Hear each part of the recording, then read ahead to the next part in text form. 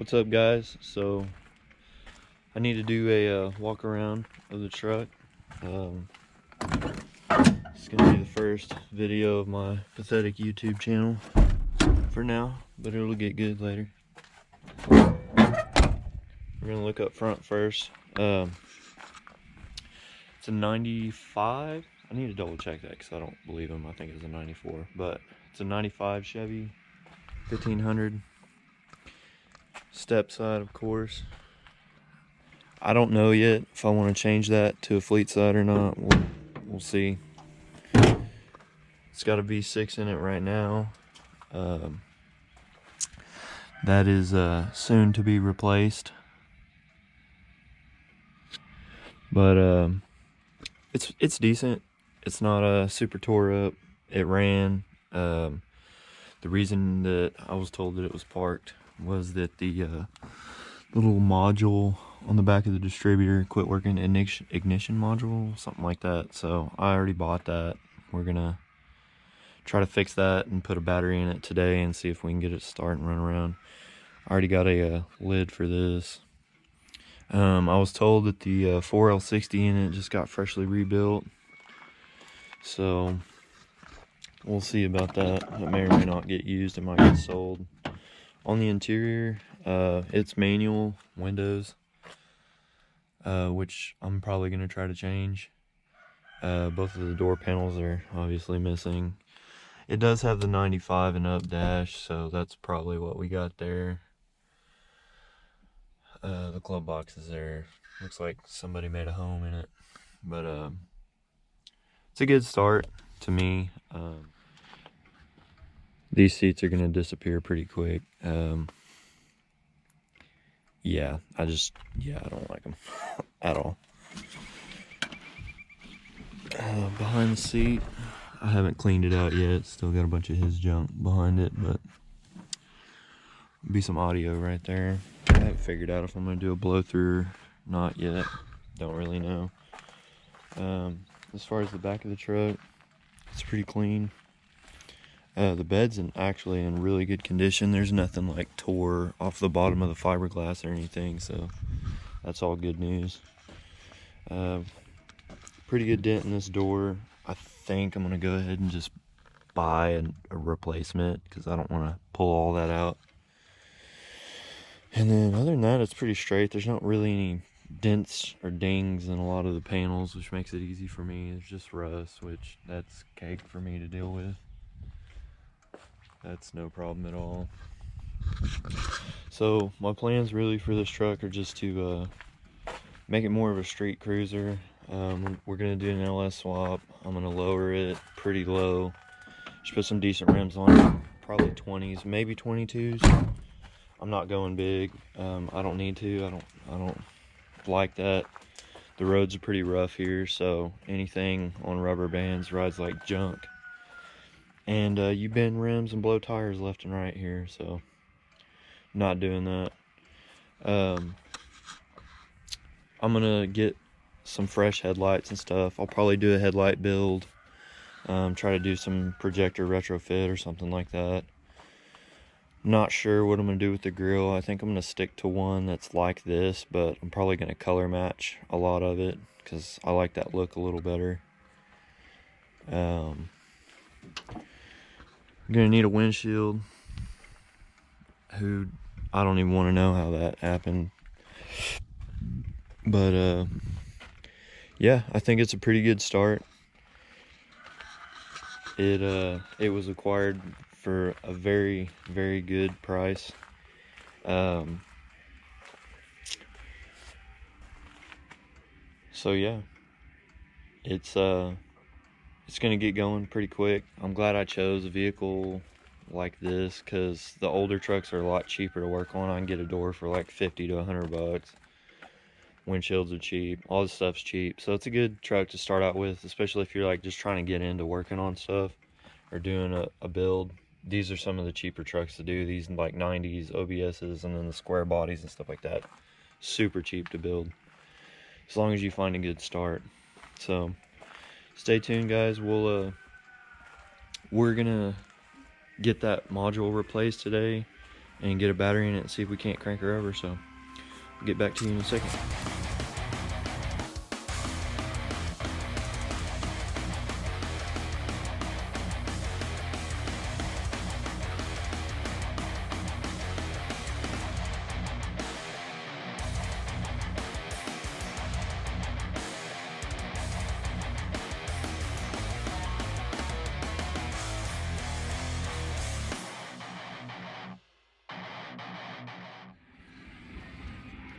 Alright, so we got the old one out. It's more or less a module, so I guess you can't really tell by looking at it if it's good or not, but there is a ton of corrosion inside that distributor cap. These were the bolts holding this down, so it tells me there was a bunch of moisture in there for sure. And also I noticed that the cap, the little magnetos on the cap are freaking toasted. They're all ate up, corroded, so the rotor bug looks okay, but I don't really care, to be honest, about this motor. I more or less bought this because it was like a $35 part or something at O'Reilly's. I'm gonna stick it in there and see if I can get it to run. If it runs, that's something else I can sell off of this truck. So that's the main reason I want to make sure for myself that it runs, because when I rip it out to put the LS in it, you know, why not have a $300, $400, $500 motor? So I don't know what they're worth, and this one probably ain't worth much because it's got some sludge and stuff all over it, so who knows. But whatever, for what it's worth, I would rather pay 30 bucks to try something out than, you know, just never know and just try to sell something blind to somebody and potentially screw them over, because I'm not that guy. So I'm gonna put you back on the time lapse. I'm gonna maybe try to clean some of that out. I don't know how I'm gonna do that, but I'm gonna clean a little bit of that out, put the new one in, put it back together, and then we'll see about getting the battery in and trying to fire it up. So we'll be back.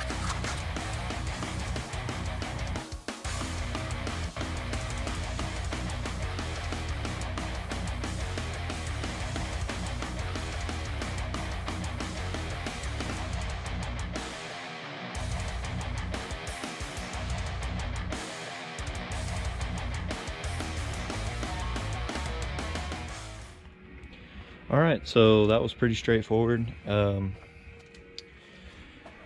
only thing I can suggest, if you have one of these trucks and you're watching this because you need this replaced, I would strongly suggest, the way that all this seals up, the root of this issue is moisture.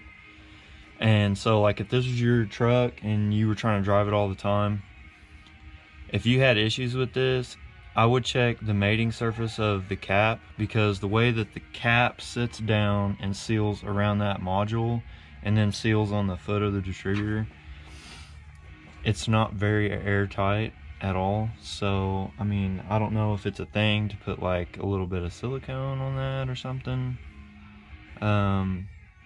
Something to think about, because obviously every time you took it apart you'd have to scrape that silicone off of the distributor, which wouldn't be hard.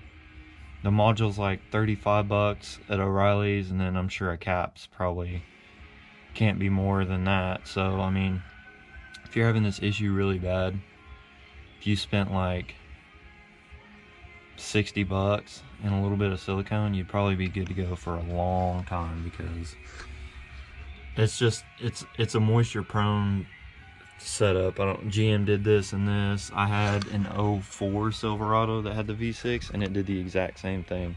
It didn't have a module like that, but the cap didn't seal, and one of the spots where the bolts went through, that tab broke off, so I could only have one bolt in it, and at that time I wasn't capable of pulling a distributor out and putting it back in, so I used some silicone and I never had that problem again. So something to think about. So now I'm gonna put the battery in, which kind of sucks because it looks like I'm short a bolt, but we will figure that out. I might have something in a bucket. I'm shocked this truck runs, to be honest. I really don't know. Alright, so we're gonna figure that out. I'm gonna grab the battery and put that in. I might time lapse that if you don't know how to put a battery in. Alright, so we had to do some questionable things to make this battery work. I'm not quite sure what the plan was before, but these two different terminals, I don't even really care. The sheathing was half pulled off of one of them, and I don't know. So I cut it the rest of the way off so it'd sit flat, and then kind of got the rubber off of this one so they kind of sandwiched together, and it's tight. So whatever, I don't care. This isn't going to be like that for very long at all, especially if I do audio stuff that's going to get completely ripped out. So everything's hooked up, and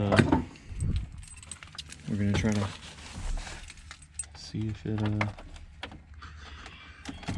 fires up. Okay, we got power. God, this is the steering wheel. Let's see.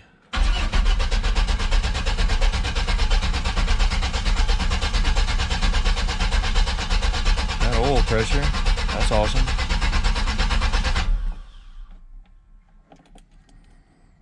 Let's keep trying.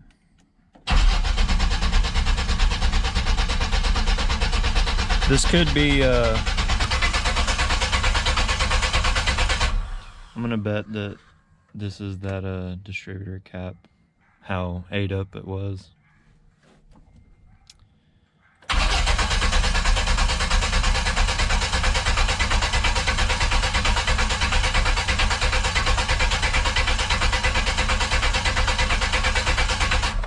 No.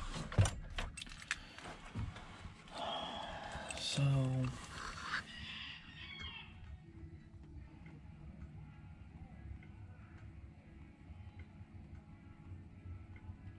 it's probably a distributor cap.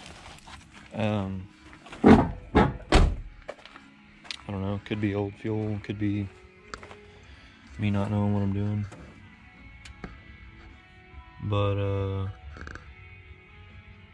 don't know. I'm gonna make sure I clipped everything. I do see something that's unclipped right here. I'm not really sure what this goes to,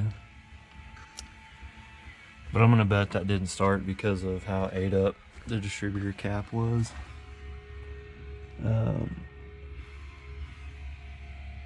Not that I really give a shit anyways, but it's weird. I wonder where that clip goes.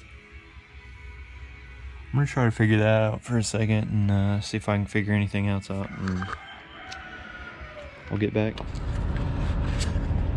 What's up, guys? So we're at a junkyard, and we got a deal on a truck. This is a 5.3 LS. It's a 99 truck, and basically we got offered to, we're pretty much just gonna cut the cab here and take the whole front end and set it on a trailer and take it home. That way we have the computer, we have the engine, transmission, we'll have the pedal, the harness, all that, and we'll be able to take it apart at the house. You know, that way we know where everything's at, we know we got everything, and go from there. As far as we know from this truck, it supposedly ran. I believe it. The radiator looks good. There's no like bends or anything in the radiator, so it should be fine. And we're gonna take all this home, start taking it apart and going through it and making sure everything's all right, and then build it up and rip the V6 out of the project truck and go from there. All right, so we got the LS Swap truck. We're gonna start taking a little bit apart. We're probably not gonna get a whole lot done today. We might get the front clip off, get the fenders off, get everything out of the front, get to the motor, maybe start unscrewing modules and stuff, and whatever we can get to. We found out that the truck's a four-wheel drive truck, so which unfortunately that means I can't use that transmission. But that's all right, we'll figure that out. I can sell that 4x4 transmission and transfer case and all that, and then maybe trade for a 4L80 or something like that. So we'll figure that out later, but for now I'm just going to time lapse what we take apart, because I don't know how much we're going to get apart today, but I'm going to time lapse it and we'll go from there.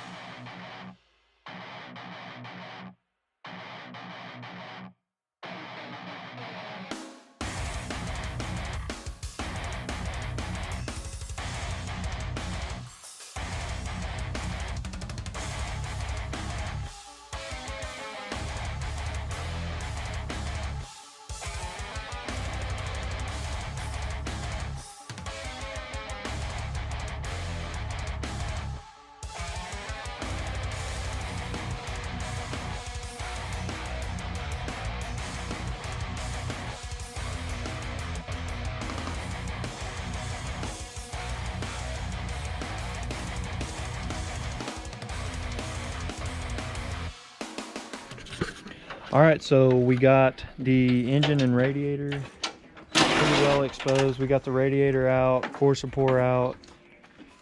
We're moving right along. We're gonna get the airbox out and get the relay panel and all that stuff removed. We're gonna have a hard time with this because the way that we had this dropped on the trailer, we can't quite open the doors to get to the fenders. So they're both smoked anyway, so I'm not going to be able to resell them anyways.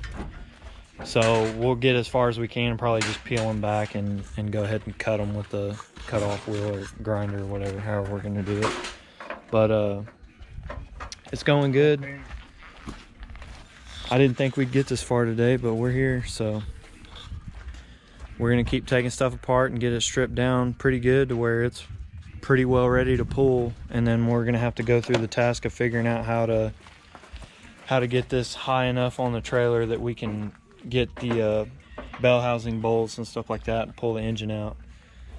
But for now I'm running out of batteries. I'm a dipstick and one of the charger ports was acting weird the other day, and I didn't think about it till now, but it's not charging at all because the battery that I pulled out of that port is like dead. So if I run out of battery, this is where I'm stopping for today, and we'll pick up where we get some more progress done.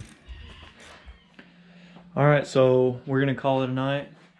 Tossi's tired. He said we need to stop so he can rest before he goes to work. We got pretty far today. We got all the way pretty much down to just the motor. Now I'm going to probably spend the next week or so pulling all the wiring out, chasing all this stuff down and figuring out what I need to pull out and what I don't. And then our next big thing after I get the wiring down is figuring out how we're going to jack this up. And if y'all haven't noticed, it's not on wheels, it's laying flat on the trailer. So I'm going to have to figure out some way to jack it up enough to put wheels on it on this trailer and then roll it off so that it's not on the trailer, so we can get it high enough to get to the transmission and bell housing bolts and all that crap. So we made a lot of progress in one day. I had a lot of help from my family, so that's awesome. That's always a blessing to have family helping you out. And I'll keep you guys updated. I think next I'm going to probably film taking the harness apart and getting the wiring out, Probably a little bit on the inside, getting the dash pulled and all that stuff. But that's what you guys can look forward to next. And then, like I said, after that, we're going to try to get this thing up to where we can get it off the trailer. And then after that, the only thing stopping us is separating the motor from the transmission, and we're yanking it.